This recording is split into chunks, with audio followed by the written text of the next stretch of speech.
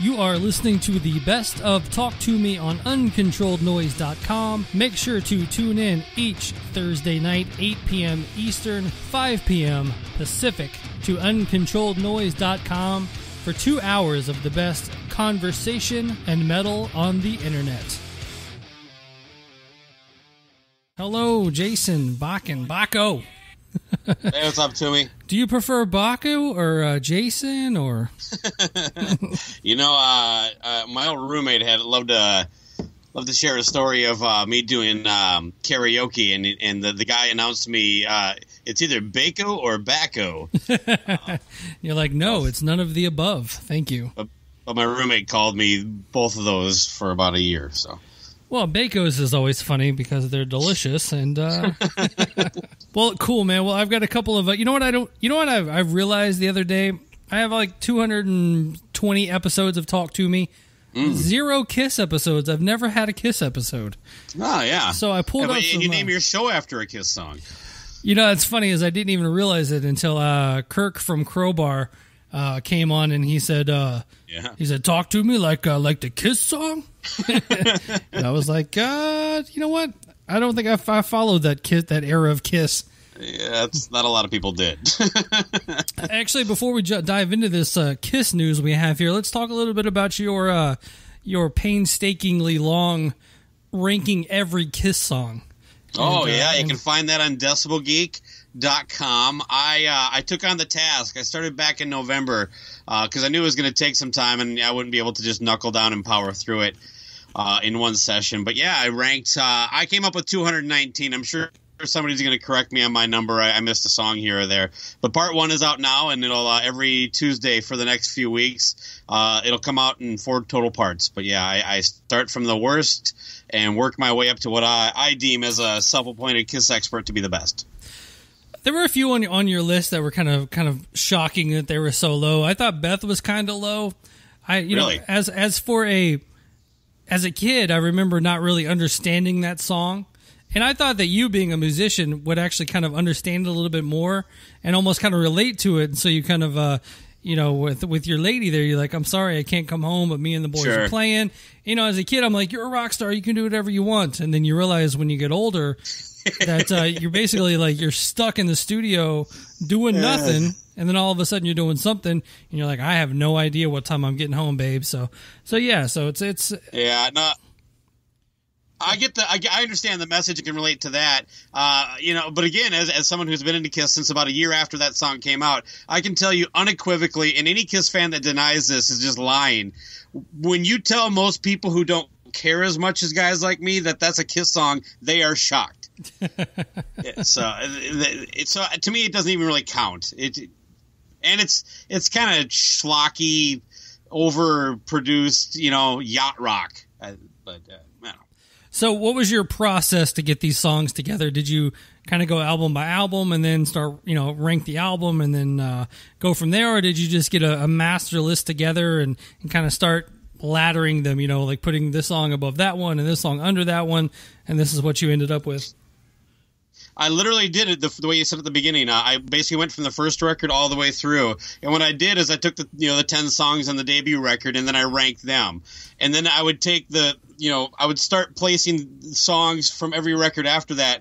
Well, do I like it better or less than this song? And through the process of weeding out, these things all kind of fell into place, in all honesty, I could probably, a lot of when you get into the middle, like, 25 to 175, right?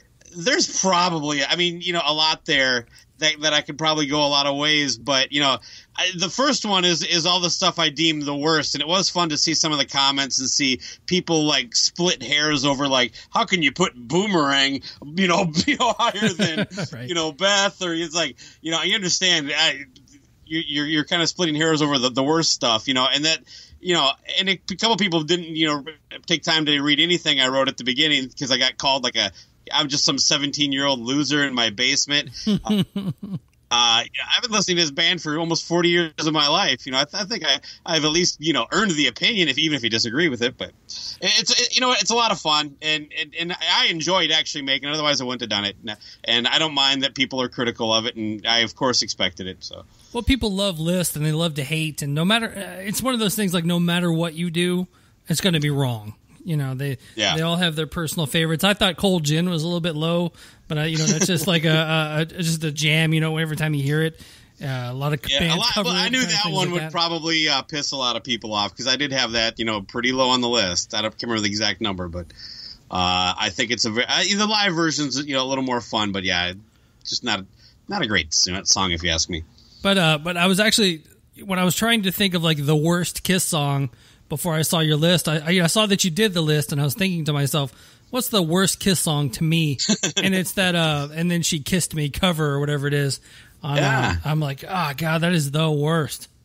I don't know. I have no idea where I would have put that. That's definitely not one of my favorites. So if it wasn't on this last batch, it's got to be coming up. No, it's very low in your list. I was very pleased to see how low it was. But yeah, that's a dog pile of crap for me. On that one. But let's dive into some Kiss stuff. If you guys are Kiss fans, make sure to head over to decibelgeek.com. If you're a Kiss fan and you don't know about decibelgeek.com, then that's on you. All right, man. So Blabbermouth posted today, or the other day. Actually, I guess it was today. Gene Simmons once again says Kiss could not do the full End of the Road tour with Ace Frehley and Peter Criss because they're completely undependable. How many times is he going to say this, and how many times is he going to be wrong, Bakko? Yeah, I think Ace could probably pull it together. I think he's right about Peter, but, I haven't heard Peter really chime in on this. Ace has made it clear he wants to come back. Right. As far as how many times they're going to say it, I kind of go back and forth between why don't you just suck it up and come up with a more diplomatic answer, and then between that and also, like, you're going to keep asking Gene and Paul the same question. That's however many times they get asked. It's kind of like that soccer player for I think Megan Rapinoe.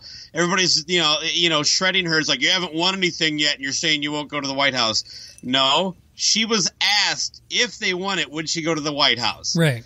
And she answered that question. I mean, so sometimes I gotta.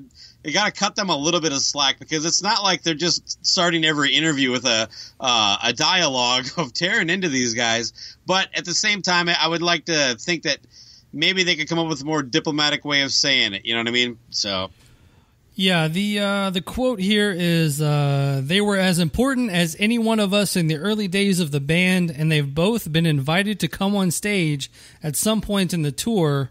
But we couldn't do the whole thing with them. They're completely undependable. Gene Simmons went on to praise Eric Singer and Tommy Thayer, saying Eric played with everybody from Brian May, Black Sabbath, Alice Cooper, you name it. He and Tommy have a love of labor, which I thought was a really cool play on words. They show up on time, they do the work, and are thrilled to meet the fans. My God. Right? Other members, without naming names, have been miserable. I love. I was actually going to make that joke because I've said that a lot of times about like a lot of these kind of journeymen, especially those two in Kiss. That like, yeah, he shows up to work on time. He's ready to go. If when you say be here at 1, he's here at 12:55. When I think of rock and roll and great rock and roll artists, the first thing that comes to my mind is punctuality, right? And also preparedness. You know what I mean? Like they just over practice so they can be ready and not to waste time in the studio. I don't know, man. Look, God bless Tommy and Eric, but I don't see how anybody, even if you're just 100% on board with what Kiss is doing, could expect Ace or Peter to show up and join this band on stage while someone is dressed as them on that same stage. No matter how you feel about this, put yourself in those shoes and tell me what you would do. Because it isn't, I would suck it up and I'd go up there and enjoy the moment. No, you wouldn't. No, you'd be pissed off because some asshole is pretending to be you. It would piss everybody off if it happened to them. So stop acting like these guys are doing it themselves. It's a, what do you call that? Like it's a dishonest gesture. They know they're never going to do it, so they try to look like good guys going, come on, anytime you want. Just they're being pricks about it, if you ask me. And do you think if Ace actually shows up, does he do the makeup, or does he just walk out there no makeup? Oh, well, I think Ace would do it if he could go up and play as Ace. I don't think he wants to go up sans makeup next to Tommy, because that's going to be one of the things too. Tommy and Eric have to be on stage at the same time. It's right. Just, and that story was originally told to the Evening Standard, wherever the hell that is. I just don't somewhere want to in Europe, I believe. One of those jackholes that doesn't give credit where credit is due. I know you and I have probably been subject to that in the past. Let's go back to it. Let's go to a Paul Stanley story. Okay. The headline: Paul Stanley. I've always thought of Kiss as my band. Oof. I'm sure that went over really well. This was told to Chaos TV in Helsinki, I believe. So right on. Yeah, they're doing their European leg of the End of the Road tour. Right. God, again, I kind of go back and forth in this. I kind of liked when Paul started chirping in a little more and standing up for himself and saying, I'm not just going to be the politically correct guy kowtowing while Gene Simmons is out there making an ass of himself. But now it seems like he's just kind of taking it too far. He's like overcorrected. Yeah, look, Kiss is my band. What is he going to say about that? You know what I mean? I don't know what to tell you. I think he's kind of turned into a smug, petty asshole who hasn't really just embraced how well off he has it. Hashtag live to win, people. But yeah, you know what? I mean, did they the four of them build it, or was it his? I think he probably worked harder than all of them. So maybe that's why. I mean, there's definitely that time in the 80s kind of where Gene was off doing movies and dating Cher and all that nonsense. And I think the 80s was Paul's band. But I think in the long run, I think everybody's going to view Kiss as Gene and Paul's band, or Paul and Gene's band, however you want to look at it. I don't think the average person on the street, when you say Kiss, most people probably think of Gene first, not Paul. Yeah, Gene is definitely the face of Kiss. But as my close personal friend Eddie Trunk said on a recent appearance on the Cobras on Fire podcast, Paul's the boss. Yeah, so I happen to agree with that assessment. Yeah, and did you have you had a chance to see them on the farewell tour? Only on video. I'm not going. Oh, come on. You got. No, they've already been here, and Paul said, if you don't go when we come to your city, that's it. We're never coming back. So there's no chance that they're gonna do a second leg and come through. No, I wouldn't go either way. I did. Well, let me rephrase that. I'd go for free, but I applied for press passes, and well, shockingly, I was not approved. But do they know who they're talking to? I got further, in all honesty, closer. I got closer to getting Paul on the show to talk about his most recent book than I did to getting any real chance at a photo pass for Kiss. So I think that kind of tells you where they're at right now. But yeah, I don't know. The whole thing is kind of silly to me. I don't. They don't look good. They don't sound good. They're using some enhancements to help the performance.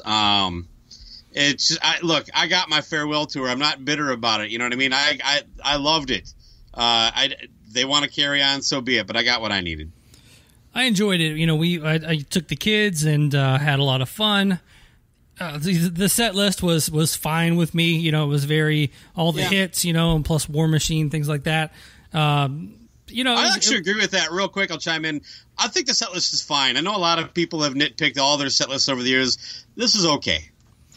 Yeah, I mean, it came out heavy, the Detroit Rock City and all that stuff early on. I mean, they've got hits. That's What do you do with your set list? If Jesus Chrysler has 15 hits, you know what you're going to play? You're going to play 15 hits. You're not gonna play one random song off Asylum just because the guy in the third row wants you to. But I guarantee if you ever come to a Jesus Chrysler show, you will hear every Jesus Chrysler song you know. Can't wait. Yeah.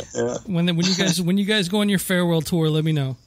Yeah, it'll be right after our Rock Hall induction. Yeah. Nice. Coming up, actually, a couple years we'll be eligible. Last one from yesterday on the Blabbermouth. Blabbermouth loving them some Kiss right now.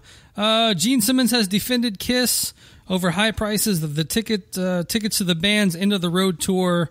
Being in a touring band is a big business. I thought the ticket prices on this one wasn't bad. I mean, if you want to go and get in, I think the tickets we got were like $25 each. You know, if you want to go, you can get in for fairly cheap. If you want to sit up front, that's another thing. But for the most part, you know, the seats that we sat in for Kiss for every other band is $70. So I think there were get in the door prices if you wanted them. But if you want to sit up close, I mean, you got to pay. Yeah, and some would say that could be part of that dynamic pricing that we've talked about on our show, where those maybe weren't the initial cost of those tickets, but after sales were a little soft, maybe they opened up they lowered the prices a little bit. I really don't know. Yeah, to me, charge what you want. Honestly, if you can get it, great. Not, it doesn't bother me at all. I think more of the VIP stuff is a bit of a gouge. But even that, it's not like you're being forced to do it. So I really don't care that much.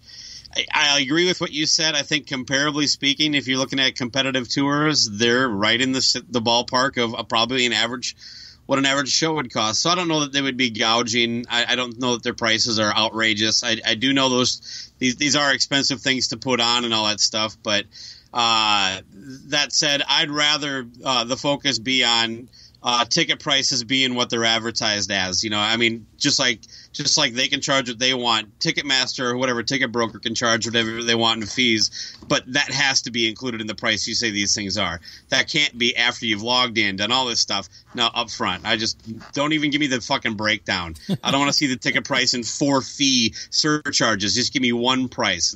So if we get our lawmakers to do that, you know, get out of the rain, go pass a law that says Ticketmaster has to give you a price that includes all the fees. I'm all on board.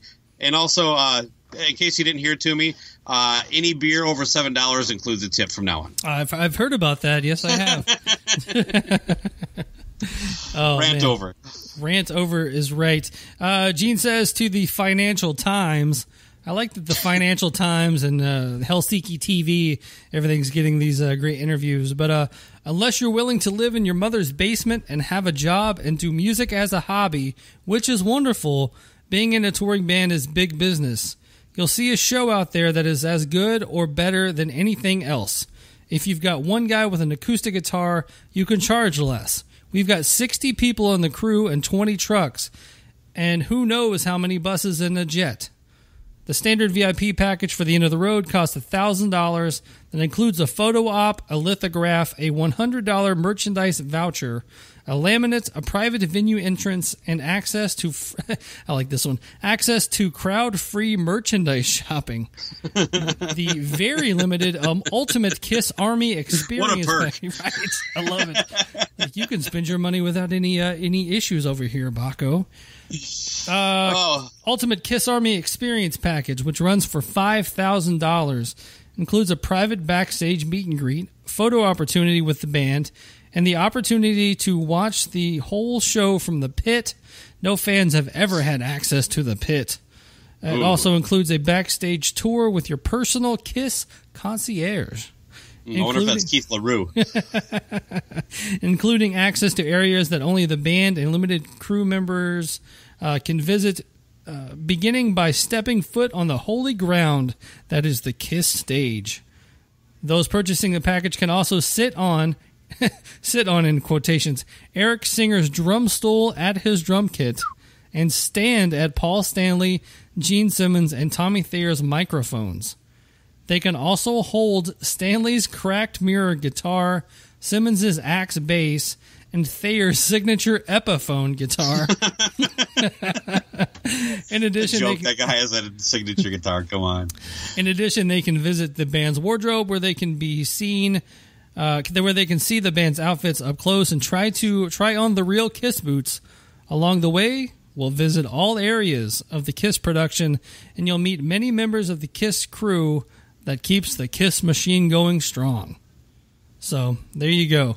Oh, and you also get a VIP bar with wine, beer, and the Kiss End of the Road cocktail, signature cocktail. So there you go.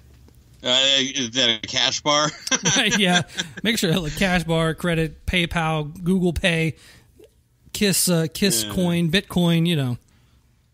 So, and going back to the beginning of that statement or that whole deal, you know, he's talked about if you can charge less if you're just one guy with an acoustic guitar. But if you're one guy with an acoustic guitar and your name is Bruce Springsteen, you can charge way more. That is true.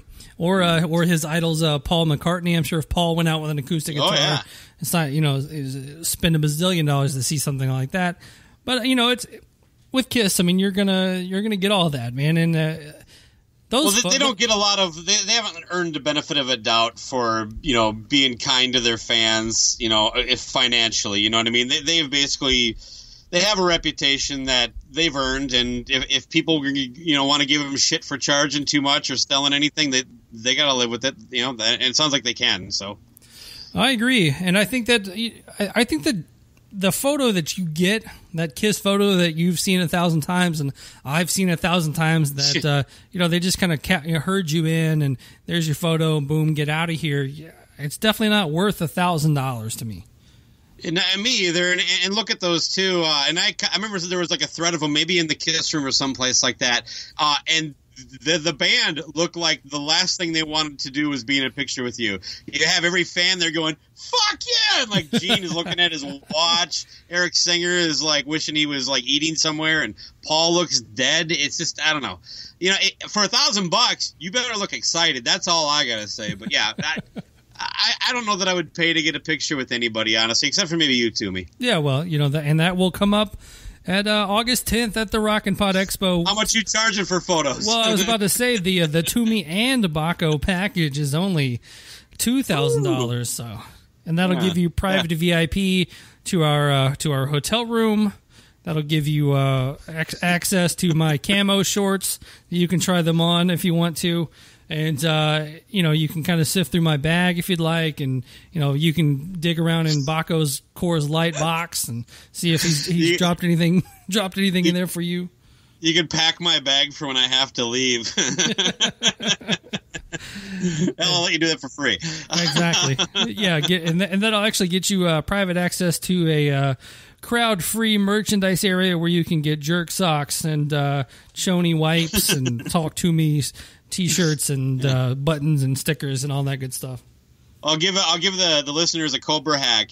It will be the Cobras and Fire merchandise area will be crowd free whether you're VIP or not. They just come at any time. So, but yeah, hey, that's coming up. I'm looking forward to hanging out with you, buddy. Yeah, I can't wait, man. We actually booked the hotel room today, and I don't know if I've been announced on it yet, so I don't know. Chris, I heard the official announcement. As a matter of fact, in the latest episode of Decibel Geek, he went through every podcast that was there. He missed one, though. Which one did he miss? Cobras and Fire? Yeah. What a jerk. Hurt my feelings. I mean, he's probably mentioned it in a couple other episodes, but what do I got to do to help that guy out to me? I don't know, man. He takes you for granted. If you want to start writing writing for TalkToMePod.com, just let me know. All right, maybe I'll be switching teams here, but yeah, no. Rest assured, Cobras and Fire, both myself and Loose Cannon will be in Nashville on August 9th and 10th. We're going to be at the pre-party, and we're going to be obviously at the expo itself. So people should come out and check it out. It's a good time. Yeah, we'll definitely be fun. I'm gonna dive into a little bit more of that in a little bit. I'm gonna cut you loose, Cannon, okay, man, and let you go hang out with your lady here on a wonderful 4th of July. In the spirit of Kiss and in the spirit of patriotism, let's go with a little "God Gave Rock and Roll to You" from Revenge. Does that sound good? Yeah, right on, Toomey. All right, man. Happy 4th of July. You too, man. Have fun out there, and don't blow your fingers off like Jason Pierre-Paul. Take care. All right, see you. All right, huge thank you to Bakko for coming on. And like I said, let's do a little Kiss. God Gave Rock and Roll to You too, from the Revenge album. A good album. I will talk to you momentarily. Don't forget to check out Talk To Me live every Thursday night, 8 p.m. Eastern on Uncontrolled Noise.